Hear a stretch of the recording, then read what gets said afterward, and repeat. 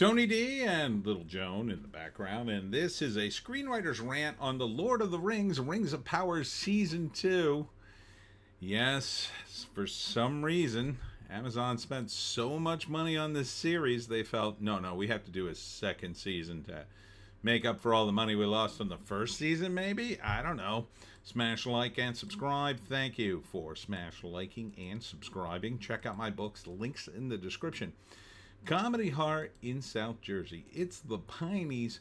Books 1 through 14. 15. Available at Amazon.com. Don't forget, Kindle Unlimited is free. And I say unto you again, for the umpteenth time, has there ever been a prequel worth a damn? Maybe this could have been one of them. Maybe. Apparently it was based on an index. Like, the Lord of the Rings and the books associated with it are so friggin' popular. Amazon thought, and they couldn't get the rights to it totally, so they decided to do something based on the index, or N index, which was just basically a timeline of events in Middle Earth. Now, there was room to do something cool in this.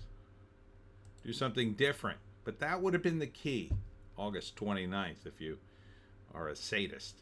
That would have been the key. To do something different. Something so different, it would connect with Lord of the Rings and the movies, but it'd be so far from it, it could stand on its own. Everything in this trailer looks like something out of the movies. There's a giant spider. There's dwarves. There's this scene. Big battle with castles falling over and catapults. There's orcs. The elves fighting the orcs. There's Galadriel, of course, and she puts on one of the rings. There's a whole bunch of stuff about rings. I mean, all this stuff is from the movies. It's just slightly different. There's different elves and different rings and different orcs and a different castle, but it's all kind of the same stuff. This to me is what corporate guys, this is a corporate made TV show to me. Corporate guys said, oh yeah, Lord of the Rings, that's popular. Yeah, we can make a lot of money. Well, what do we do in this? Well, obviously, we can't let these people run the show. Look at season 1. Let's tell them what to do. All right, you need a spider. You need a Balrog. Oh, you need a guy like Gandalf. But, we don't have the rights to Gandalf, so don't say his name. But, make it Gandalf. Show us rings. Show us a lake where the ring goes into. Show us this. Show us a castle. It's the same damn stuff from the movies. It's just skimming the top of the movie and giving you it back again. What's the point? Oh, it's different characters.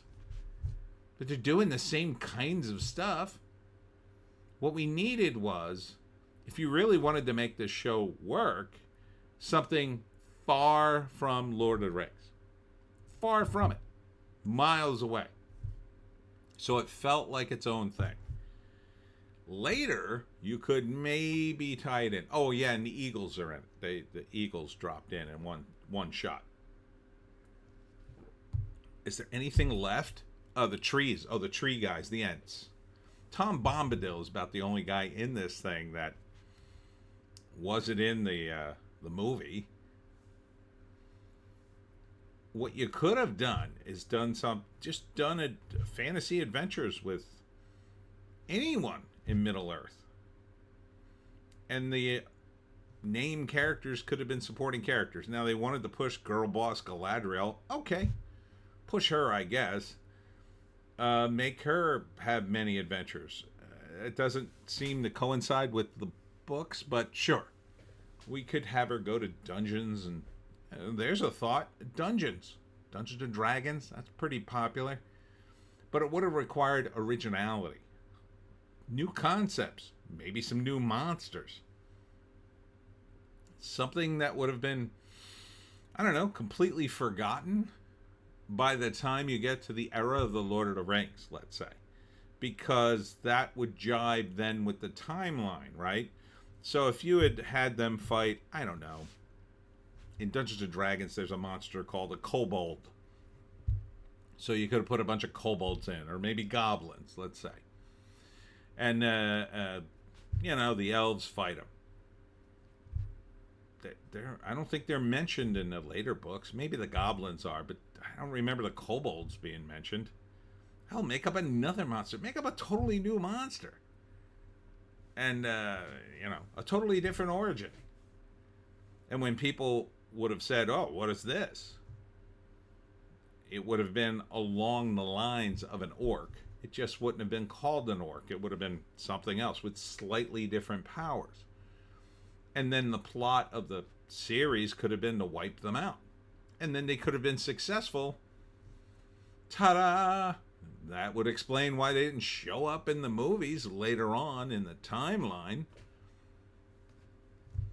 Hell, you could have done zombies again like they did in Game of Thrones. I mean, if you're going to rip off stuff, rip off the fun stuff. Just do undead.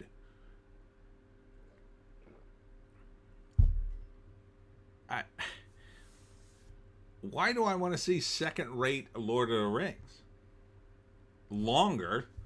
After that first season? Oh, man. I watched those first 2 episodes. I reviewed them. I didn't watch any more after that. There's no way I could have sat through the rest of this season. No way. It was so freaking boring. On the upshot, at least there's more action this time, so at least it looks like they spent money now. I mean, the first season, I don't know how they spent $1 billion on it. I honestly don't. Did they shoot this season at the same time? Because that would explain it. They recast Sauron for some insane reason. I don't think it's the same actor. And they just keep talking about Sauron. Oh, you mean the guy that Galadriel randomly met in the middle of the ocean? Here's a thought. Why not just have a new villain? Again, he could die at the end of season 1, and then you can come up with another villain. Fantasy stuff writes itself. And again, this was an index taking place thousands of years before the events of the Lord of the Rings. You could kill off the villains, make new ones, and just say, well, that's what happened back then. We expanded upon what was there. You could have had other wizards, not Gandalf, some other wizards. Why not? Why not do something new? You already weren't listening to the books anyway. You just needed a couple of key names as hooks. And you needed to follow the timeline, generally speaking. And what they describe in the books. Then the Tolkien fans would have been fine. Would have been fine with it. And maybe it would have been good. Should have started with action. I don't know what those first 2 episodes were. It wasn't action, I'll tell you that. 2 of the most boring episodes of TV I've ever seen. So, would I watch this? Are you out of your mind? I couldn't even sit through the rest of season 1. Now I'm going to go back and watch season 2 of a show? No, I am absolutely not watching this. I don't care about it at all. Hobbits aren't supposed to be in it, or whatever, Harfoots, whatever they're called. I mean, again, it's like second-rate Frodo, second-rate Gandalf, second-rate Elrond, second-rate Orlando Bloom, second-rate this. It all feels so tiresome and second-rate. Tom Bombadil's the only, thing in this, oh, well, that wasn't in Peter Jackson's Lord of the Rings. So, yeah. And you're telling me you didn't call Peter Jackson immediately? Give him a consulting fee? Guy made 3 hit movies? You just ignore him? I don't think anybody should watch this. I just don't. I until Amazon loses, I don't know, millions and millions of dollars on this thing, and maybe that's part of the plan. They make so much money at Amazon. Maybe maybe this is just to absorb their taxes. Maybe this is all a way to launder money. You know, they could call it all. They could chalk it all up to cost. Yeah, they spent millions of dollars, but they make billions, so it's like pennies.